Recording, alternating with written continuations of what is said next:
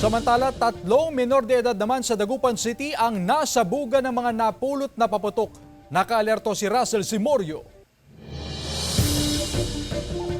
Sugatan ng 3 menor de edad matapos masabugan ng mga paputok sa Barangay Pantal, Dagupan City. Tinamaan sa mata, kamay at paa. Ang 13 anyos na biktima, hirap siyang makatayo dahil sa mga iniindang sugat. Sugatan din ang 2 pa niyang kasamang edad 7 at 9. Nabigla po ako, pumutok po agad.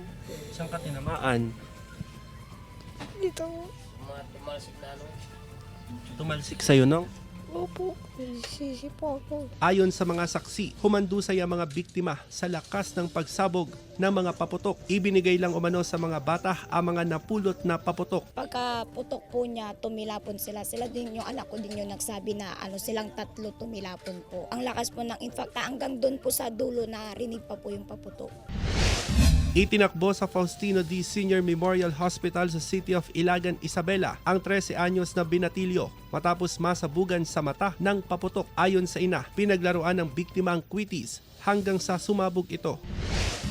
Sugatan ng 34 anyos na lalaki na tubong apayaw ng aksidenteng mabarilang sarili. Hahawakan sana ng biktima na si Ariel Siknoy ang kanyang improvised backshot ng aksidenteng pumutok ito at natamaan ng kaliwang kamay. Iniimbestigahan ng pulisya kung saan nabili ni Siknoy ang baril.